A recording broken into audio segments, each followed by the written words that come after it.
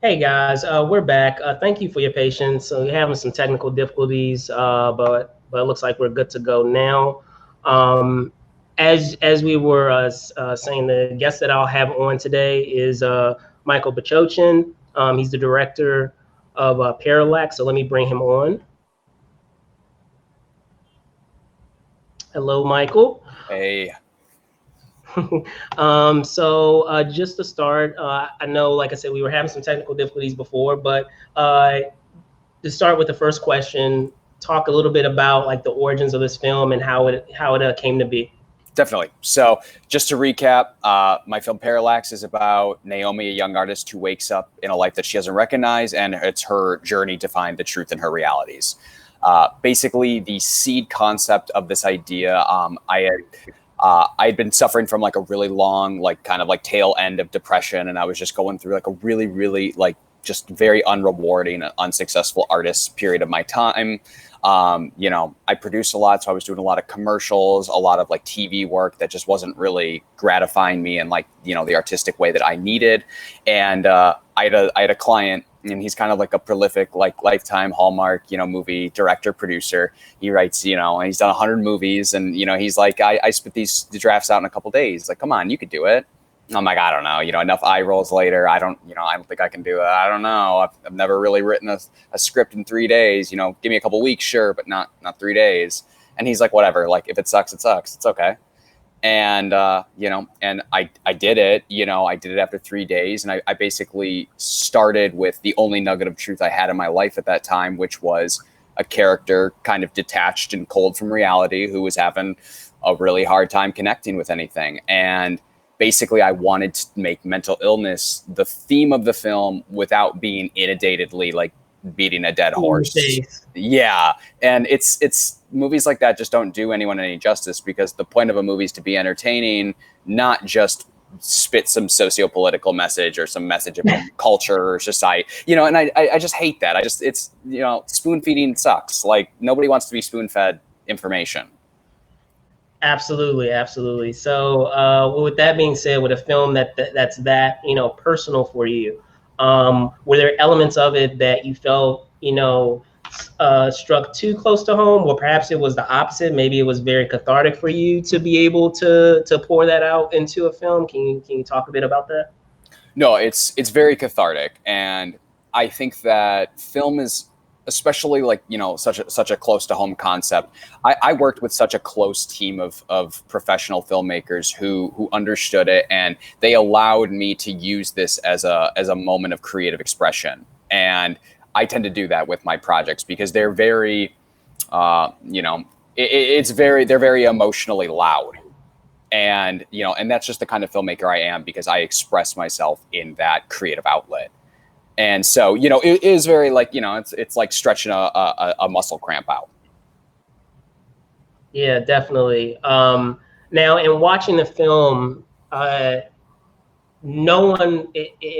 I'm aware that it's not a huge studio film, but no one would know that in watching it, in terms of the production value. So, can you comment on that and making sure that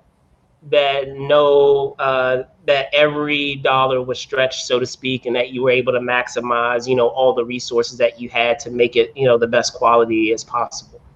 So the first thing, and this would be like my piece of advice, if a filmmaker were to ask me, like, how can I get the most out of my dollar? How do I learn how to do that? Where do I start? And for me, it was I line produce and production manage primarily as my 9 to 5. And basically, for anyone that doesn't know, line producing is the taskless, thankless, job that it's the producer job that does all the BS nobody wants to do. Nobody wants to handle: insurance, contracts, money, accountants, boring things. It's Yep. not creative. But what it does do is it teaches you how to make a movie, and it teaches you where where these movies just kind of throw money away. And I'm just not I've just never been one to want to do that. Um, the second thing to that would be, my follow up to that would be, I reverse engineered the script. So obviously nothing was written in the script that I felt like I'd be unable to get or unable to find, unable to accomplish. And so, you know, there was a couple things that changed before the final draft, but basically me, my creative producer, Brooke, who's my fiance, my editor, who was also my producer, Yusuf, and my DP, who was also a co-producer, Connor, we all sat down and hashed out several meetings before we started shooting, really, you know, rifled through everything to make sure like that we could lean into what we had available, because without being able to lean into what we had available, you know, you'd always be stretching to make something look better than what it is. If you just lean into what you got and the equipment you have available, the locations you have available, the characters, you know, it just makes it so much better. And I mean, you know, a good example of that is the character of Michaela, who's played by Hattie Smith, and Sure. she did a phenomenal job. But ironically, the character was originally named Michael. It was a male character, and we were intent on casting a guy, and we had a producer colleague who was like, you know what, like let me just send you a couple people, see what you think. And Hattie was one of these people. She showed up at the table read, and she read the role, and she changed, you know, without even, you know, she's literally reading the lines of Michael, you know, realizing like this is written for a guy, and she's changing it in the read, and she just did it so well that it was very obvious to me and Brooke that we had to lean into that. It was there is no Michael.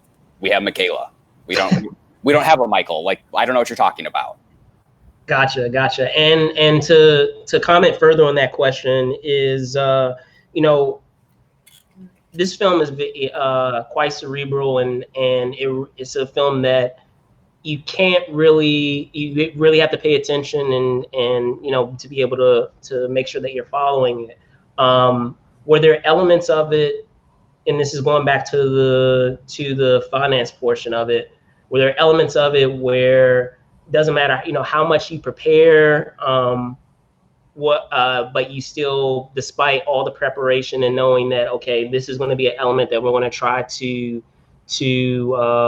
bring to life on screen, that it still was, you know, troublesome, or still you still felt that it wasn't pulled off in the way that you were satisfied with, so it ended up on a cutting room floor? Or would you say that everything within that vision was able to be captured? I mean, that's kind of what's unique about Parallax, is that there isn't anything that at the end of principle, you know, me and my key producers were kind of, you know, looking at our little list, and you know, we were able to mark everything off, and we were able to take our time. You know, we had a cast and a crew who was dedicated enough, who, you know, even if I couldn't pay them what they were worth, they saw my passion, they saw the passion of the film and what it was supposed to be. So, you know, we had everybody pouring basically their heart and soul into this film. And that's why it's like, you know, the production value is so big. And that's not just to my credit. That's everybody. That's everybody who participated. That's everyone from my PAs to my DP, you know, and everybody was in it. Everybody was in it to win it. And, you know, there are things that kind of came together without knowing how they would have came together. So, for example, when Naomi touches the paintings, Yeah. the transitions between those, we had an idea as to how those were going to play in the edit, but we didn't really know how they were going to play until we got into the edit. And once we were in the edit, we saw, you know, we needed to enhance it with some sound, and, you know, and so like pieces like that were maybe unformed and rough, and like, you know, rough in the works, but there was still an idea behind them. So I don't know that there was anything that we ended up having to leave behind. And we did actually cut, believe it or not, we cut 40 minutes out of the movie. Oh, wow. Okay. Yeah, you know, but we didn't need it. And even very consciously, when we were shooting it, when we were prepping it, when we were looking at these pages, we had a feeling like, this is kind of superfluous. Right. Like, but it's we were in a position where some of our locations, you know, and some of the way some of the days were stacked was we didn't lose any money by shooting these extra scenes, these extra shots, you know, and so to have them just ended up working better, you know, and then we were able to, you know, maybe that was 4 minutes, chop it down to 30 seconds, you know, and put a few more of those back to back versus these big chunks, you know, back to back to back. It just allowed us some more flexibility in the edit. Cool. Now, speaking now at the film being done, and now going on to the post-production piece, and getting the film out there. I'm just curious in terms of the subject matter and everything that it tackles, uh, what would you say, or perhaps it wasn't a challenge for you at all? What would you say was, because the only reason why I bring this up is in our last show we had a film distributor, and they were talking about what the tactics that they use in order to make sure that film gets out there and gets out to the right audiences, so on and so forth. What was that journey like for you? Maybe it was very relatively smooth, or maybe it wasn't. And breaking down everything in terms of the unique vision that you had for this film, and making sure that it got out to the necessary audiences. So, might be putting the carriage before the horse. I don't know if it's gotten out to all the proper audiences yet. We'll see. Okay. We're still in that process. But Gotcha.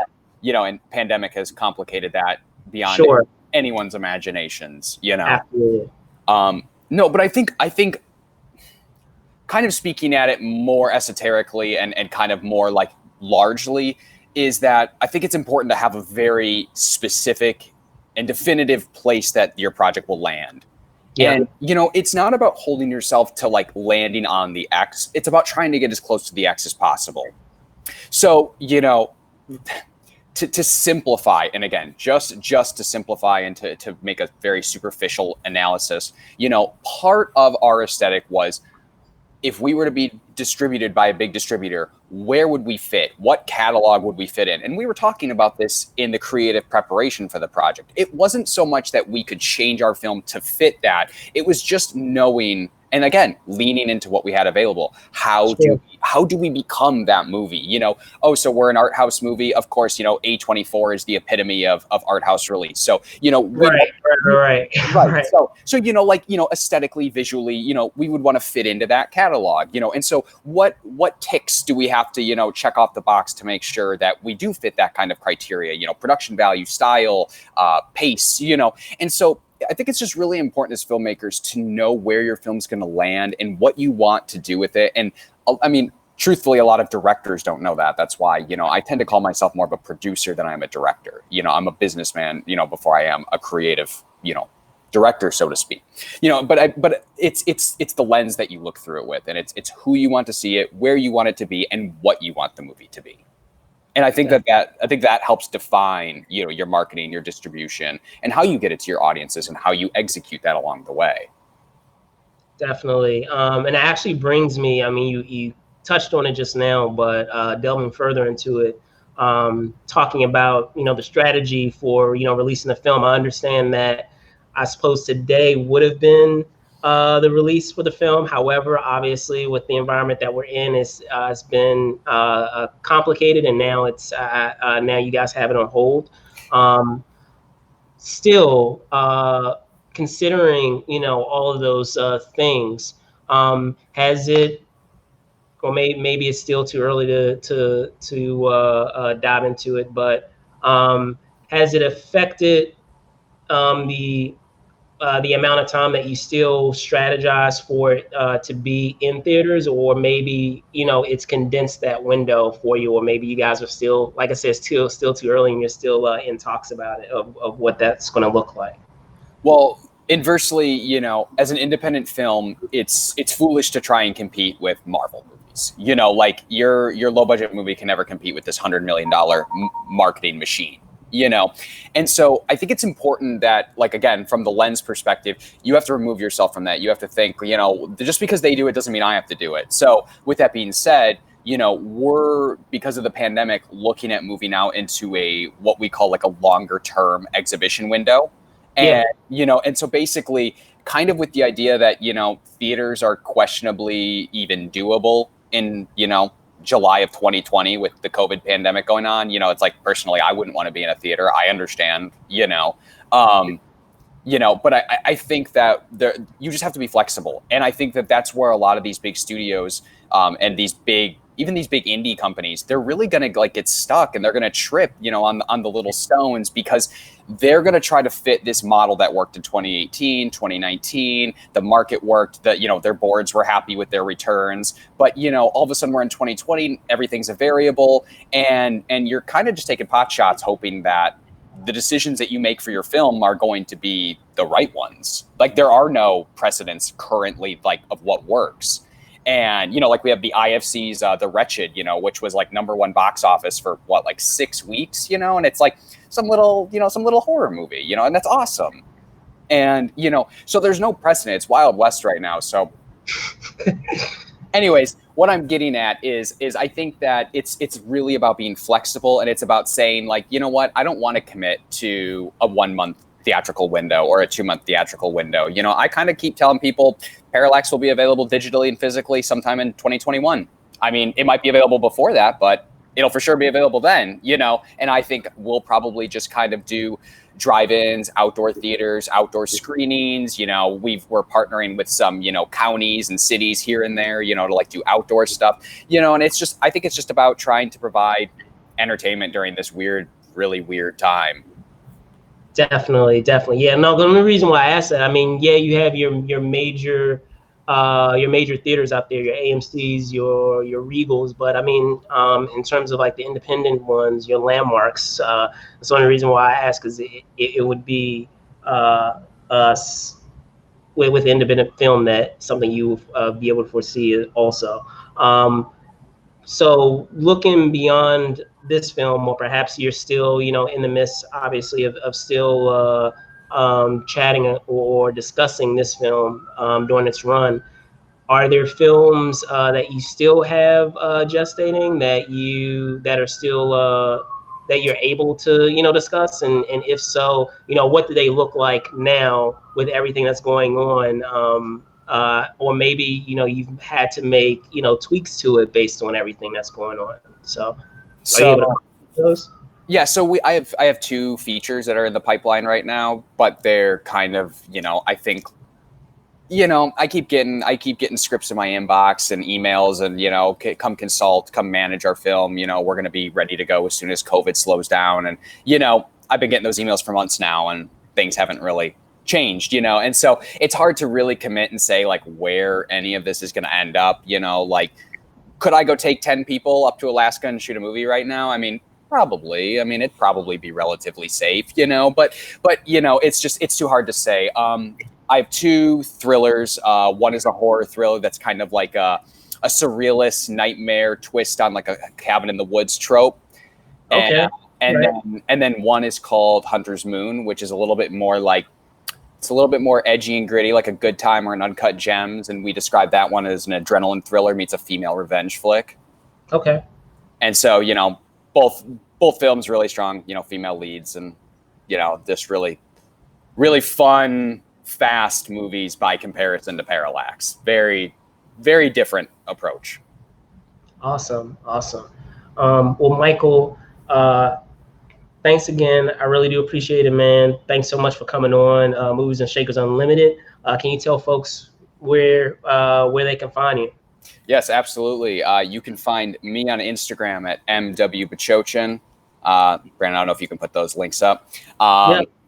You can find me on Instagram at MW Bachochin, Twitter at Mike Bachochin. And if you want to check out there, yeah. If you want to check out the movie Parallax, we have Facebook.com/Parallax2020. Instagram is /Parallax movie, and Twitter is PLX movie. All right, there you guys have it.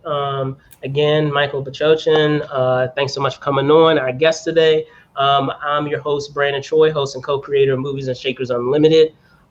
You can find us on Facebook, obviously, as you're watching now, but also on Instagram at Mover Shakers Unlimited, Twitter, Move and Shake UNLTD. You can find me on Instagram, Brandon Choi _ENT, and Twitter, Brandon Choi ENT. So with all that being said, thank you so much for watching. Be safe out there. See you soon. Bye. Take it easy.